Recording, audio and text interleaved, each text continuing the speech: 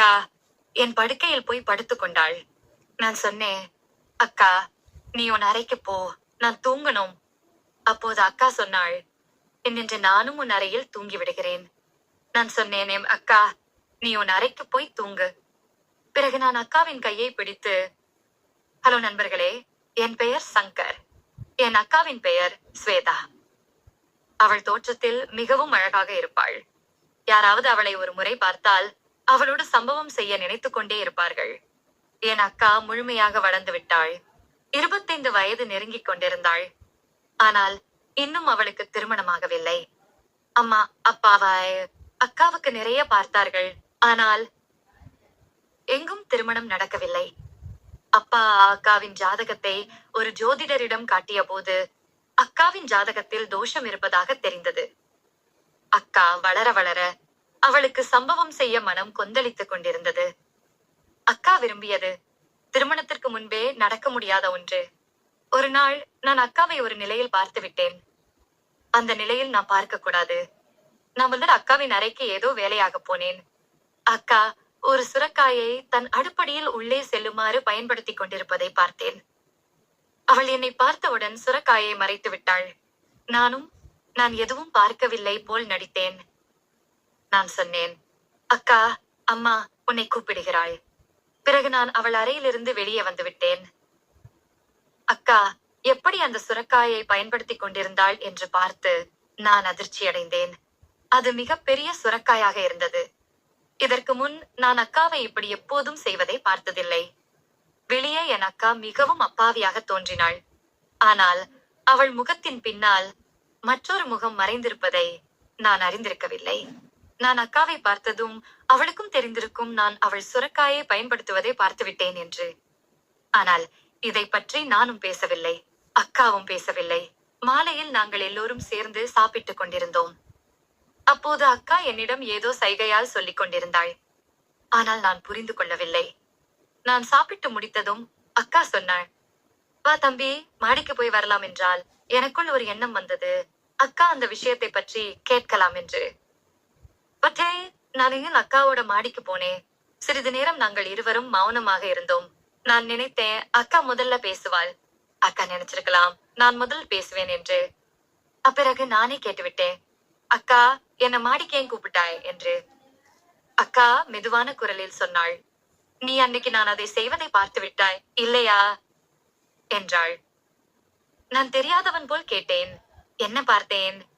அக்கா சொன்னாள், அதுதான், நான் அன்று அவள் அறையில் சுரக்காயை பயன்படுத்திக் கொண்டிருந்தாள். நான் சொன்னேன், அக்கா நான் எதுவும் பார்க்கவில்லை என்றேன். அக்கா சொன்னாள், எனக்கு எல்லாம் தெரியும், நீ பொய் சொல்கிறாய், நீ அதையும் பார்த்து விட்டாய். அக்கா மீண்டும் மீண்டும் என்னை அதை பற்றியே கேட்டுக்கொண்டிருந்தாள். பிறகு நான் உண்மையை சொல்லிவிட்டேன். நான் சொன்னேன், ஆம் அக்கா, நான் பார்த்து விட்டேன். ஆனால் ஒன்று சொல், நீ ஏன் அப்படி செய்து கொண்டிருந்தாய் என்று கேட்க, அப்போது அக்கா என் கையை பிடித்துக் கொண்டு கீழே உட்கார்ந்தாள். பிறகு சொன்னாள், பார் சின்னவனே, உனக்கு பெண்களை பற்றி தெரியாது. நாம் முழுமையாக வளர்ந்து விட்டால் குகையில் தண்ணீர் பாய்ச்சுவது இல்லாமல் இருப்பது மிகவும் கடினமாக இருக்கும் என்றாள். நான் சொன்னேன், அக்கா ஒரு நாள் உனக்கு முழு வாய்ப்பு கிடைக்கும், இப்போது ஏன் நேரத்தை வீணாக்குகிறாய் என்றேன்.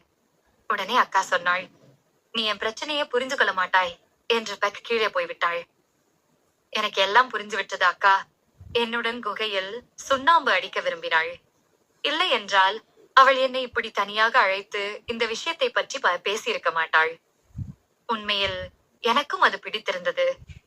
சில நாட்கள் கழித்தன. ஆனால் அக்காவின் திருமணம் எங்கும் நடக்கவில்லை.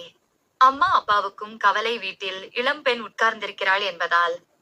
ஒரு நாள் நான் அம்மாவிடம் கேட்டேன், அக்காவின் ஜாதகத்தில் தோஷம் இருக்கிறதா? அதற்கு எந்த தீர்வில்லையா? அம்மா பதில் சொல்லாம, நீ இந்த விஷயத்தில் தலையிடாதே, உன் படிப்பை பாரு என்றாள். அம்மாவின் பேச்சிலிருந்து தீர்வு இருந்தாலும் அது எளிதானது இல்லை என்று தெரிந்தது.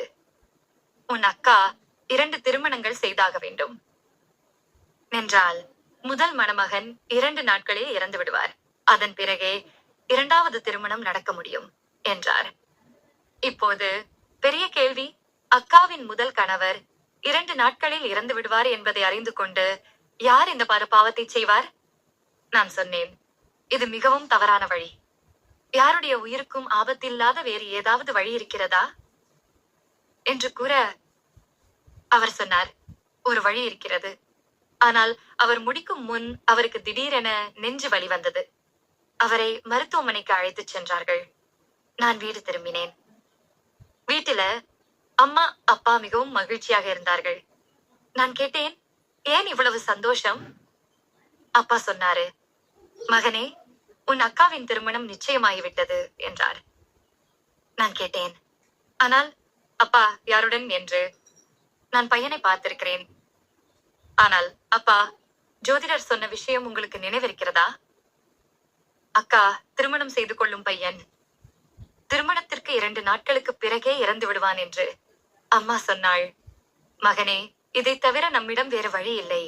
அதன் பிறகு நாம் ஸ்வேதாவுக்கு 2வது திருமணம் செய்து விடுவோம். நான் சொன்னேன், ஆனால் அம்மா, அந்த பையனின் குடும்பத்தினர் மீது என்ன விழும்?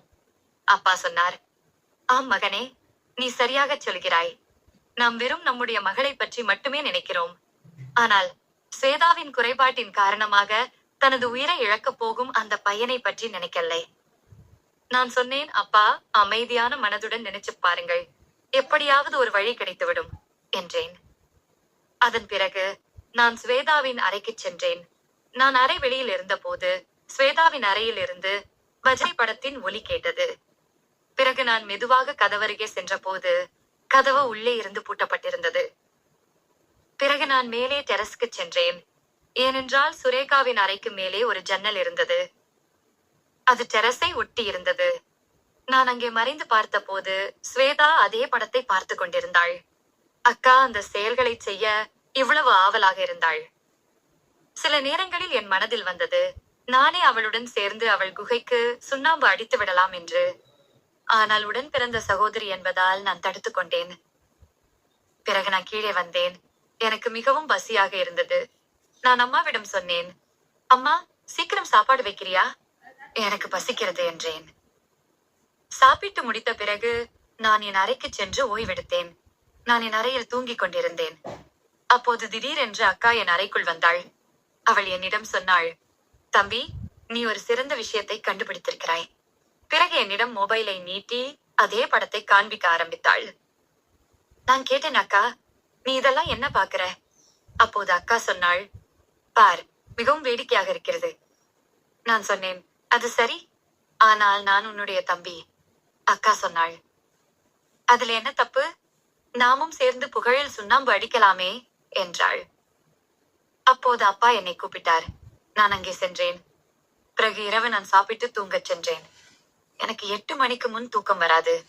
அதனால என் வீட்டில் எல்லாரும் தூங்கி விடுவார்கள். பிறகுதான் எனக்கு தூக்கம் வரும்.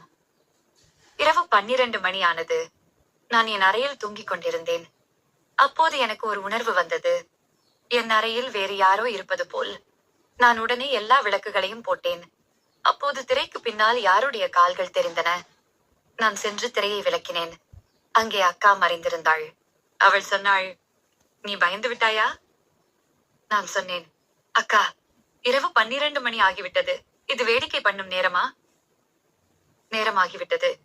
பின்னர் அக்கா என் படுக்கையில் சென்று படுத்துக் கொண்டாள். நான் சொன்னேன், அக்கா, நீங்கள் உங்கள் அறைக்கு செல்லுங்கள். நான் தூங்க வேண்டும். அப்பொழுது அக்கா சொன்னாள், இன்று நானும் உன் அறையில் தூங்குகிறேன். நான் சொன்னேன், அக்கா, நீங்கள் உங்கள் அறைக்கு சென்று தூங்குங்கள் என்றேன். பிறகு நான் அக்காவின் கையை பிடித்து அவர்களின் அறைக்கு அழைத்துச் சென்று விட்டு வந்தேன்.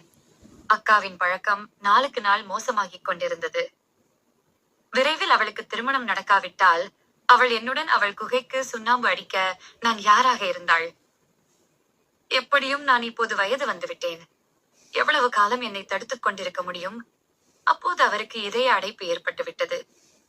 அதன் பிறகு நான் மீண்டும் அவரிடம் சென்று அவரது நிலை பற்றி கேட்டேன். இப்போது அவர் முழுமையாக குணமடைந்திருந்தார். நான் சொன்னேன், பண்டிதரே, அன்று நீங்கள் எனக்கு அக்காவை பற்றி ஏதாவது முறைகள் சொல்ல இருந்தீர்களே. பண்டிதர் சொன்னார், ஆம், நான் இதைத்தான் சொல்லிக் கொண்டிருந்தேன். உன் அக்காவின் மேல் ஏதோ ஒரு நிழல் படர்ந்துள்ளது. அதுவே அவளது திருமணத்தில் தடையாக இருக்கிறது. அப்போது எனக்கு புரிந்தது, ஏன் அக்கா பாதி இரவில் என் அறைக்கு வந்து கொண்டிருந்தாள். ஏன் என்னுடன் அந்த விஷயங்களை பற்றி பேசினாள்.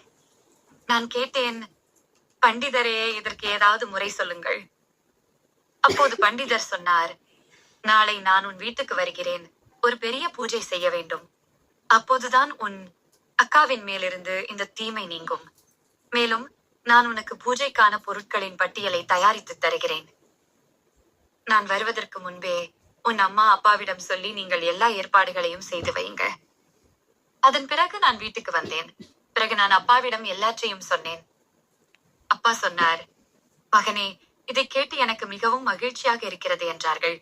நீயும் வீட்டின் தேவைகளை பற்றி கவலைப்படுகிறாய். அதன் பிறகு மறுநாள் நாங்கள் பூஜைக்கான ஏற்பாடுகளை செய்து முடித்தோம். பண்டிதர் வந்து நன்றாக பூஜை செய்துவிட்டு சென்றார். பண்டிதர் சொன்னார், இனி இவளது திருமணம் விரைவில் நடைபெறும் என்றார். பண்டிதரின் வார்த்தை உண்மையாகிவிட்டது. 2 நாட்களுக்கு பிறகு அப்பா அக்காவின் திருமண விஷயத்தை பேசிய இடத்திலிருந்து தொலைபேசி வந்தது. அப்பா அவர்களுடன் 1 மணி நேரம் பேசினார். பிறகு தொலைபேசியை வைத்து விட்டார். அப்பா சொன்னாரு, அவர்கள் திருமணத்திற்கு சம்மதித்து விட்டார்கள். இதை கேட்டு நாங்கள் அனைவரும் மிகவும் மகிழ்ச்சி அடைந்தோம். நண்பர்களே, இந்த கதை உங்களுக்கு பிடித்திருந்தால் நம் சேனலை சப்ஸ்கிரைப் செய்யவும், மேலும் நம் சேனலுக்கு லைக் போட்டுவிட்டு செல்லவும்.